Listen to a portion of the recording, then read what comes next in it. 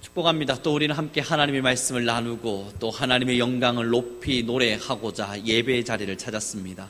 우리 함께 좀 옆사람과 인사 나누시면서 예배의 문을 열고자 합니다. 오늘도 우리는 하나님을 예배합니다. 함께 인사하겠습니다.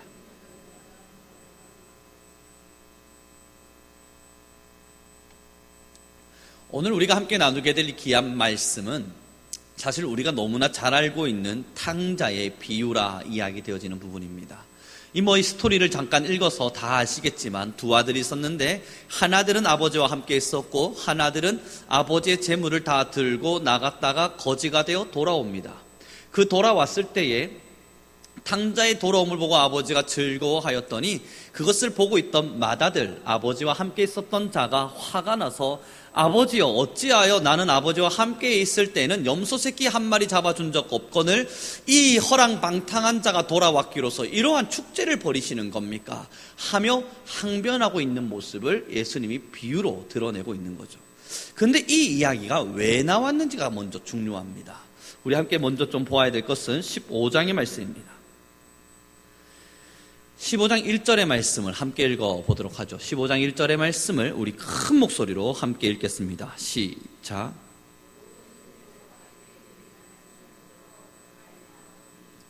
세리들이랑 죄인들이 예수님께 말씀을 듣고 싶어서 나왔어요.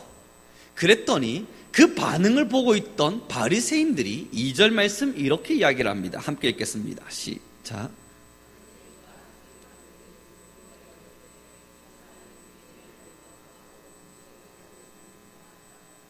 바리새인이 그리고 서기관들이 그래도 나름대로 거룩하다, 하나님의 전을 지킨다, 하나님의 말씀을 가르친다, 나름대로 랍비라 하는 이름을 가지면서 사람들에게 하나님의 말씀을 가르쳤던 그때 당시의 영적 지도자라 불리는 자들이 이 세리와 죄인들이 예수님께 나와서 말씀을 들으니까 예수님을 비아냥거리는 겁니다. 야, 저 죄인과 함께 어떻게 예수님이 밥을 먹는가? 저가 정말로 의인이고 하나님의 자녀라면, 하나님의 아들이라면 분명히 저 죄인이 죄인인 줄 알 텐데, 저 세리가 얼마나 나쁜 사람인 줄 알 텐데 어떻게 같이 밥을 먹을 수 있는가? 그때 예수님이 하신 이야기가 바로 우리가 함께 읽은 이 아들의 비유입니다. 여러분, 그럼 이제 우리가 상상할 수 있지 않습니까? 세리와 죄인이 누구냐고요? 잃어버린 아들이에요. 그럼 이 바리새인이 누구냐고요? 큰 아들이에요. 이제 예수님께서 이 비유를 통해서 말씀하고 있는 겁니다. 야, 떠나간 자녀가 있었다. 하나님의 사랑 앞에 거하지 못했던 자녀가 있었다. 죄인이었지. 그래, 맞아, 죄인이었어. 세리였지. 그래, 세리였어. 많은 사람들에게 버림받았던, 아버지를 떠났던 사람이었지. 그런데 지금 이 죄인과 세리들을 보아라. 내게 하나님의 음성을 듣기 위해서 오고 있지 않니? 그래서 돌아와서 예수님으로부터 하나님의 말씀을 듣고 있는 거예요. 그러고 있을 때 하늘에서 천국 잔치가 일어나고 하늘에서 하나님의 영광이 가득히 이 땅을 적시고 있는데, 큰아들이라 불려지는 이 바리새인이란 사람들이 뒤뜸 나타나서 하는 이야기가, 아니 지금 이것 봐봐, 이것 봐봐, 축제가 벌어졌네? 이러면 안 되지. 심통을 벌이고 있는 겁니다. 이 맏아들과 같은 자가 바리새인이었고, 예수님의 말씀을 듣고 싶어서 자신이 죄인인 줄 알지만 돌아와서 그 예수님의 말씀 앞에 귀를 기울이고 있었던 그 작은 아들이 바로 세리와 죄인들이었습니다. 오늘 제가 말씀의 제목을 이렇게 적었네요. 함께 읽어보기를 소망합니다. 함께 읽겠습니다. 시작. 가장 큰 문제가 있습니다. 이 말씀을 준비하면서 왜 제목을 가장 큰 문제가 있습니다로 정할 수밖에 없었냐면, 지금 문제가 뭔지를 좀 더 깊이 살펴봐야 되기 때문이에요. 이 탕자가 맞아요, 죄인으로서 아버지의 재물 살아다가 가져갔죠. 우리는 그를 보면서 아유, 어떻게 그래 생각할 수 있겠죠. 그런데 그가 돌아왔습니다. 근데 그곳에 있던 바리새인들이 심통이 나서 하나님의 역사, 하나님의 잔치가 일어나고 있는 것을 즐기지 못한 채 예수님께 그리고 아버지에게 항변하면서 왜 내게는 새끼 양 한 마리 잡아주지 않더니 이러한 축제를 벌이시는 겁니까? 라고 말합니다. 여러분, 여기서 가장 큰 문제가 뭐라 생각하세요? 지금 이 두 아들의 비유 속에서, 그리고 바리새인과 세리를 하나님께서 빗대어 말하면서 이 둘 중에 가장 큰 문제가 뭐라 생각하십니까? 하나님과 함께 했으나 하나님과 함께하지 않은 자들, 더 정확하게 말하면 하나님의 음성을 들을 능력이 없는 사람들, 더 정확하게 말하면 지금 자신이 누구인지 모르는 사람들. 이걸 조금 더 우리가 함께 나누어가며 예를 들어보죠. 세리와 죄인들이 예수님께 나왔습니다. 예수님의 음성을 듣고 싶어서.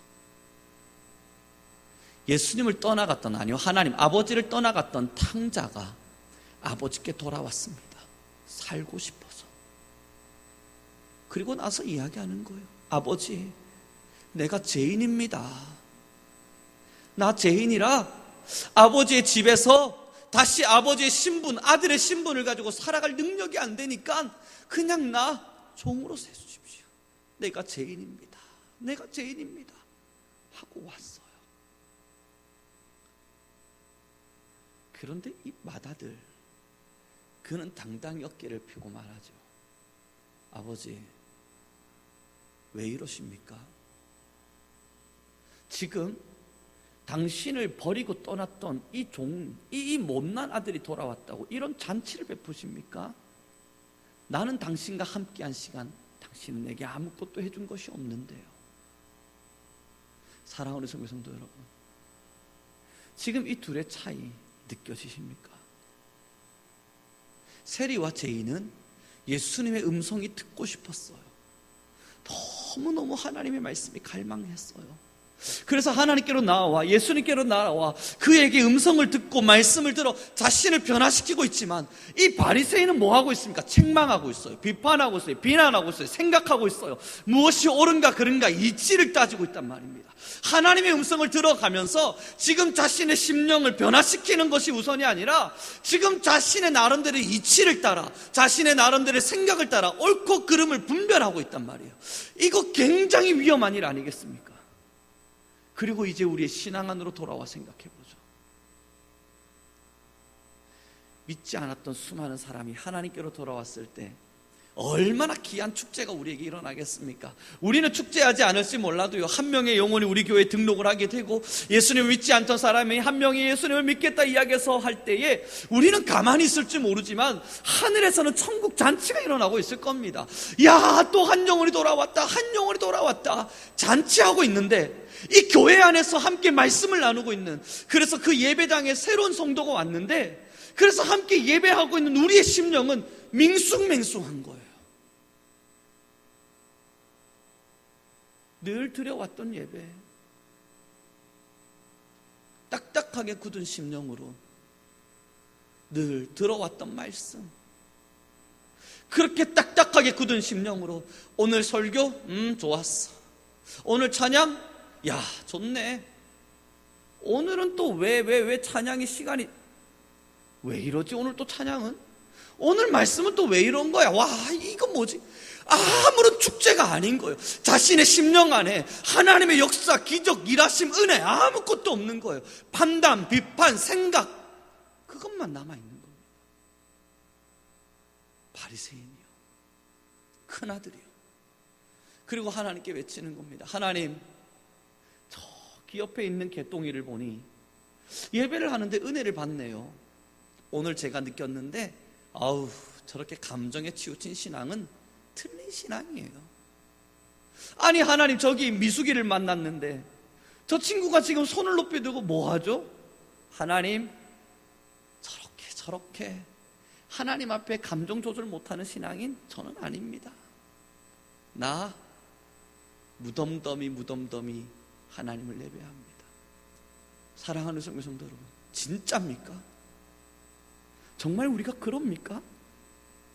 무덤덤한 예배라고 하는 것이 정말 가능한 일입니까? 무덤덤이 하나님을 만난다는 것이 정말로 가능한 일입니까? 우린 여기서부터 다시 짚고 넘어가야 되는 거예요. 축제가 일어나고 은혜 받고 누군가가 하나님의 말씀 앞에 거꾸로 지고 누군가가 주의 말씀 앞에서 눈물을 흘리고 있을 때, 만약 내가 무덤덤해져 있다면 그건 저 사람의 문제가 아니라 내가 무덤덤해져 버린 거예요. 바리새인이 되어서 하나님과 함께하고 있었던 그 은혜를 누리지 못한 겁니다. 그 지적이 어디에 나오냐고요? 오늘 본문의 말씀 함께 보도록 하겠습니다. 31절의 말씀입니다. 함께 읽도록 하죠. 시작. 아버지가 이르되 예 너는 항상 나와 함께 있으니 내 것이 다 내 것이로되. 여러분 지금 이 31절의 말씀 뭐라 이야기합니까? 내 것이 다 너의 것인데. 여러분 그럼 이제 우리 한번 생각을 해봐요. 우리가 돈을 열심히 모았습니다. 한 통장에 다들 각각 한 명당 한 1,000억씩, 아니 너무 크니까 이 감흥이 잘 안 오더라고요. 이 각각의 통장들마다 50억, 그 정도는 뭐 괜찮잖아요. 50억씩을 통장에 딱 꽂아놨습니다. 아니 다들 너무 행복해 하시는데, 이 50억씩을 꽂아놓고 여러분 이제 아침에 눈 떠서 통장을 탁 열 때 든든하고 행복하고 밥을 안 먹어도 괜찮고 웬만한 스트레스 이길만 하고 누가 나에게 찝쩍찝쩍 대면서 화를 내게 한다 하더라도 괜찮아, 걔는 뭐 몰라서 그래, 없는 사람이라 그래. 50억을 보며 행복하지 않으시겠어요? 아니요, 정말 우리 한번 솔직히 이야기해 보자고요. 여러분들의 금고 안에, 통장은 너무 숫자니까 실제적으로 와닿지 않잖아요. 우리 집 금고가 있어요. 금괴. 그 금고 안에 금괴가 가득해요. 아침, 점심, 저녁으로 문 열어보지 않겠습니까? 여러분 제가 옛날 경험이 있는데요, 사역자 시절 때, 정말 가난했던 전도사 시절 때 진짜 힘들었던 순간이 있어요. 그때 통장에 10만 원이 톡 들어와요. 그러면요 여러분, 그때 당시 이제 스마트폰이 발달되고 스마트 뱅킹이 생겨날 때 수업하다 말고 문을 열어봐요. 수업하다 말고 스마트폰을 열곤 10만 원 잘 있나 쳐다보고, 어디 은행에서 또 빼간 건 아닌가 쳐다보고 또 덮어뒀다가 집으로 돌아가는 찻길에서 10만 원 잘 있나 다시 쳐다봐요. 그리고 집에 들어와서 잠들기 전, 자기 전 다시 열어봐요. 10만 원 있네. 여러분 집에 금고가 있다고 생각해요. 금괴가 있다고 생각을 해봐요. 이거 다 내 거예요. 얼마나 매일매일 행복하겠습니까? 얼마나 날마다 정말 안 먹어도 배부르지 않겠습니까? 그런데 오늘 이 큰아들요, 왜 지금 아버지를 향해서 불평을 베풀고 있는 줄 알아요? 내 것으로 누리지 못해서 그래요. 다 자기 건데 그것을 자신의 것인 양 누리지 못하고 있어서 그래요. 여러분 정말 예배가 무덤덤하게 드려질 수 있습니까? 매일매일 드리는 예배라서 오늘은 무덤덤할 수 있어. 내가 매일매일 드리는 찬양이라서 오늘은 무덤덤할 수 있어. 정말 그럴 수 있습니까? 하나님의 은혜가 다 여러분 건데, 오늘도 여러분들에게 하나님은 이 은혜를 베풀어 주기 위해서 이 자리로 부르셨는데, 이거 다 너 거야. 내가 너에게 주는 사랑 다 너 거야. 내가 너에게 주는 은혜 다 너 거야. 그렇게 펼쳐 놓았는데 정말 무덤덤하게 예배가 되어질 수 있습니까? 바리새인이라 그래요. 너무 딱딱하게 굳어져 버린 심령 속에 하나님의 은혜를 내 것이라 누릴 만한 마음의 준비가 되어 있지 않아서 그래요. 하나님의 은혜는 저 멀리 있는 개똥이와 미숙이 거고, 저 누군지 모르는 사람들입니다. 혹시 아무개 누군가 미숙이와 개똥이가 있나 보다 생각하지 마시고요. 이 미숙이와 개똥이 누군지 모르지만 얘네들 건가 보다 생각하며 그들이 은혜 받을 땐 감정에 휩쓸린 신앙인들, 누군가 은혜 받으며 하나님께 회개하며 세리와 바리새인 죄인가 되어서 나와서 하나님 나 좀 용서하십시오 통회하며 기도하고 있을 땐, 아이고 이 하나님께 지은 죄가 얼마나 많으면 저렇게 울며 기도할까.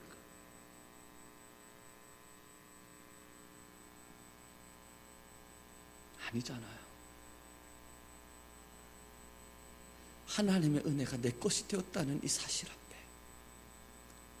하나님의 사랑이 내 것이 되었다는 이 사실 앞에 매일매일 그 은혜가 우리를 찾아오고 우리를 적시어 주니 날마다 통장을 열며 기뻐하듯 하나님의 은혜를 바라보며, 야 하나님의 은혜 내 거구나, 야 진짜 하나님의 은혜 내 거구나. 지하철 타고 가다가도 야 하나님의 은혜가 내 거구나. 잠자리 들다가도 야 하나님의 은혜가 내 거구나. 아침에 눈을 떴다가도 하나님의 은혜가 내 거구나. 이 얼마나 행복하고 얼마나 기분 좋은 일이겠습니까? 이 은혜를 누리질 못하니까, 이 은혜가 없다 보니까 다른 사람들이 은혜 받는다 혹은 신앙의 길에서 어떻게 걸어간다, 그걸 보면서 기분만 나빠하고 있는 거예요. 판단하고 책망하고 그를 향해서 비난하고 비판하고, 그러나 우리 성민교회는 그런 분들이 안 계심을 믿습니다.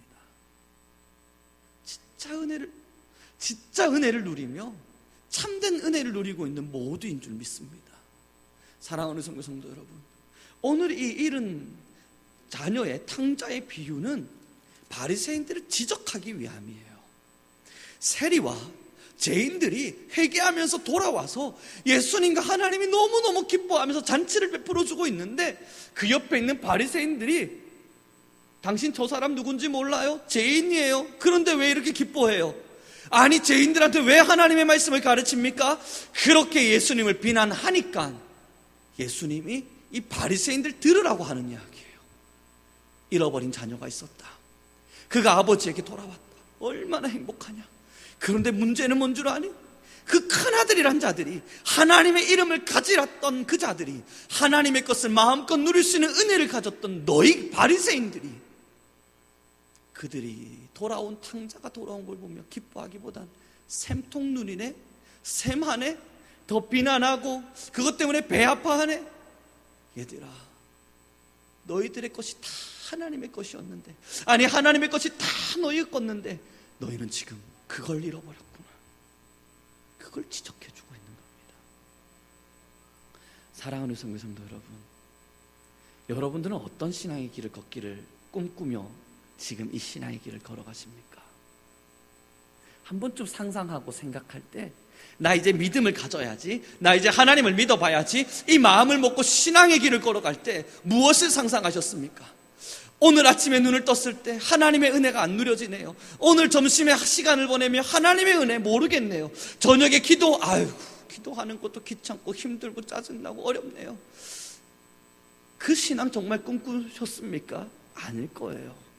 우리 모두가 꿈꾸고 있는 신앙은요, 정말 날마다 하나님께서 주시는 은혜를 누려가면서, 그래, 하나님의 모든 것이 다 내 것이 되었구나, 그걸 누리고 있는 신앙일 겁니다. 아침에 눈을 뜨며 주님의 것이 다 내 것이 되었습니다. 감사합니다. 그 은혜가 내 것입니다. 또 잊어질 때쯤 되면, 아이고, 내가 주님의 은혜를 잊어버렸나? 잘 있나? 살펴보면서 또 통장 열고 기뻐했더니 부족한 저와 같이 하나님의 은혜를 나란히 상기하고 기억하면서, 그래, 이 하나님의 은혜가 다 내 것이 되었구나, 또 즐거워하고, 저녁이 잠들기 전 금고를 보며 배부르며, 됐다, 아직 이 금고가 내게 있네, 행복해 할 수 있는 우리라면 천하 만물을 창조하신 모든 만유의 주 나의 아버지 하나님이 여전히 나의 하나님이시구나, 그것으로 기뻐할 수 있는, 우리 함께 그런 신앙의 길을 걷고 그 신앙을 꿈꿔야 하지 않겠습니까? 우리는 무엇 때문에 고난 가운데 이길 수 있는 힘을 얻습니까? 고난이 지워질 거라서요? 우리는 어떠한 이유 때문에 힘겨움 속에서도 뻣뻣이 이길 수 있는 능력을 갖게 됩니까? 이 힘겨움이 곧 지나갈 것이라서요? 아니요. 어떤 경우에도 하나님이 나와 함께 하시니, 어떤 경우에도 하나님이 나와 함께 하시니,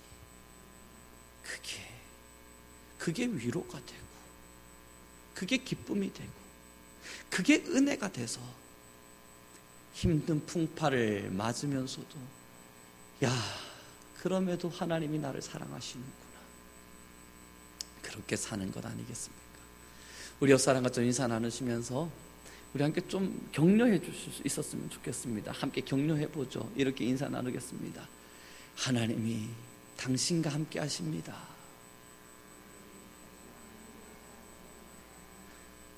여러분, 더 큰 은혜가 어디 있습니까?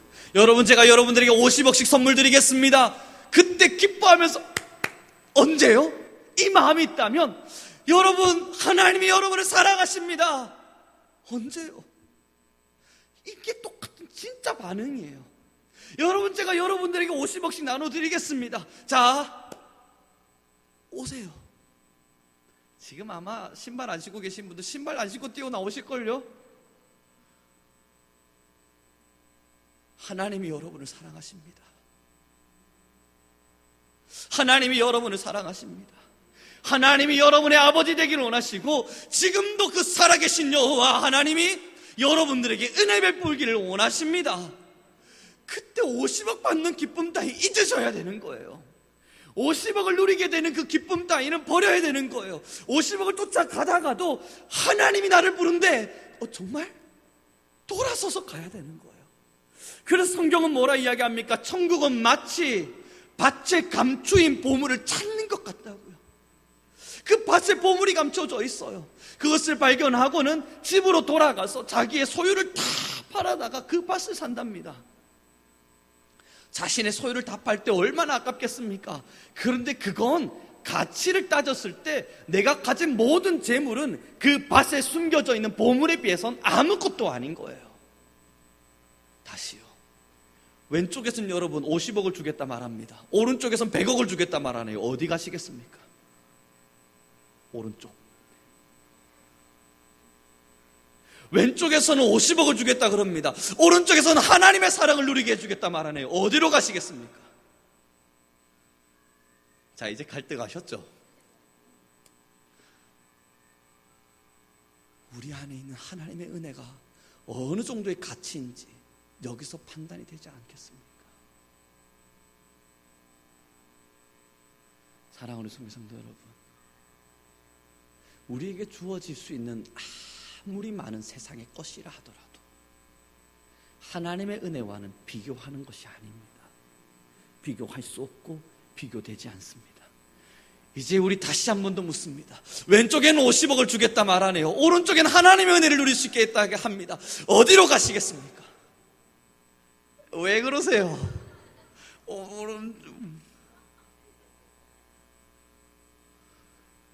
오른쪽이잖아요.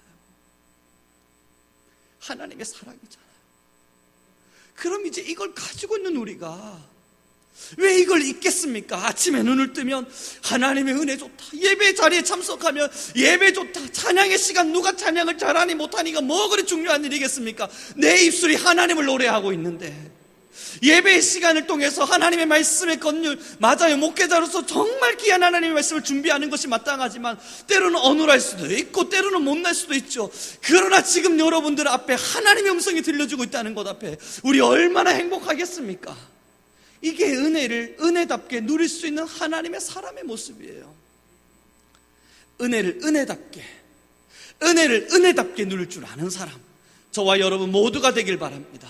우리 함께 마음으로 새겨가며 스스로를 두드리며 이야기하죠. 나는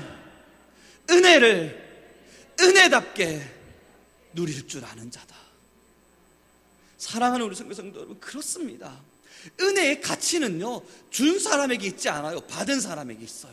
이걸 꼭 기억해 주시길 바랍니다. 제가 아무리 좋은 선물을 가지고 여러분들에게 주었다 해도 이것이 소용이 없다면 그 선물은 아무것도 아니에요. 예를 들어보죠.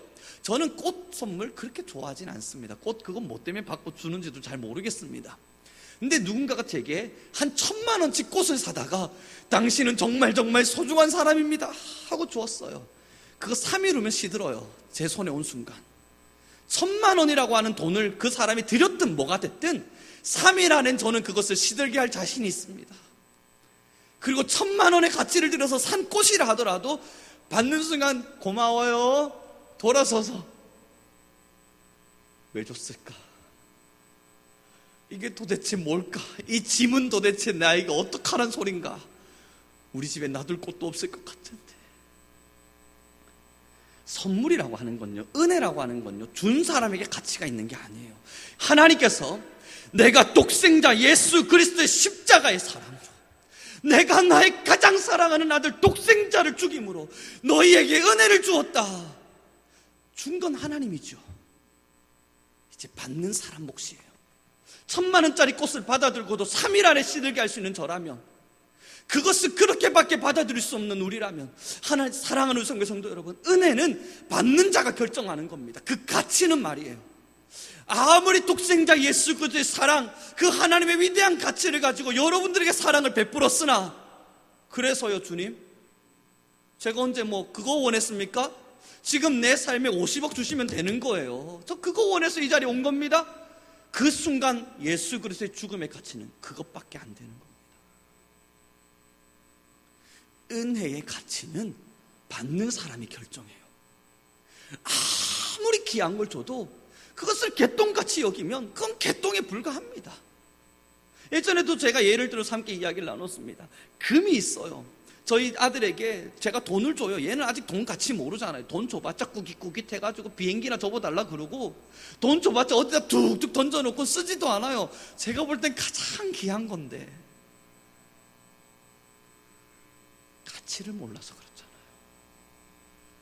아무리 귀한 가치라도 그 가치를 모르는 자에게 주어지는 순간 다이아몬드도 개똥입니다. 다이아몬드라 하더라도 저게 쓰레기에 불과해요.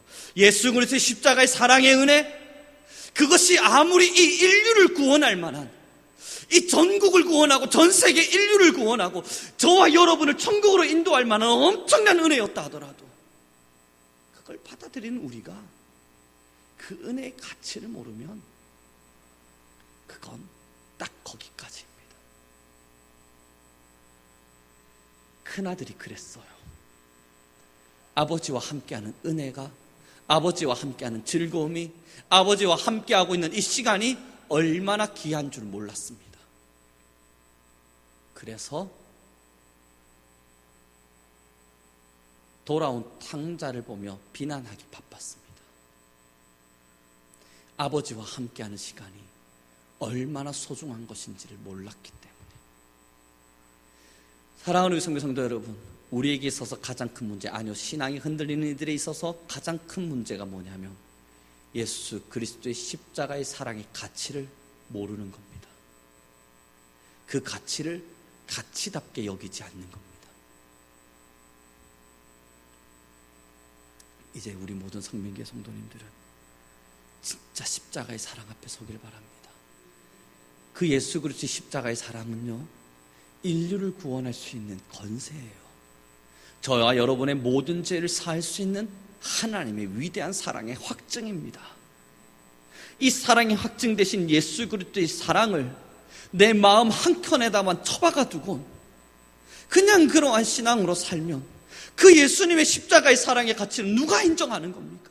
사랑하는 우리 성도 여러분, 지금 정말로 하나님을 사랑한다, 하나님을 믿는다 이야기하면 이 저녁 예배 시간까지 찾아와 하나님을 사랑하는 우리의 모습 속에서도 예수 그리스도의 십자가의 가치를 저기 먼 곳에다가 내버려두고 살아가면 도대체 누가 예수님의 사랑을 인정하고 누가 예수님의 사랑의 가치를 인정하고 믿고 살아갈 수 있단 말입니까? 과연 예수 그리스도의 십자가의 사랑은 누구를 통해 진짜 그 가치의 빛을 발할 수 있겠습니까? 사랑하는 성도 여러분, 진짜 주님 앞에 서 주십시오. 이제 우리 성민교회 한 분 한 분 모든 영혼들, 사랑하는 우리 모든 성도님들, 세상의 강막 속에, 때로는 세상의 안경 속에 예수 그리스도의 십자가를 뿌옇게 바라보기보단 이 세상의 안경을 내려놓고 정말 주님과 주님으로, 주님을 주님으로 다이렉트로 주님의 사랑을 쳐다볼 수 있는 우리가 되길 바랍니다. 그 십자가의 긍휼의 사랑이 저와 여러분에게 은혜가 되어지리니 감당할 수 없는 하나님의 위대한 사랑이 될 것입니다. 우리 함께 본문의 말씀 다시 한 번 더 읽어보도록 하죠. 함께 읽기를 소망합니다. 사랑하는 성님, 우리 함께 읽겠습니다. 우리 함께 읽을 때에 32절의 말씀 함께 했습니다. 시작.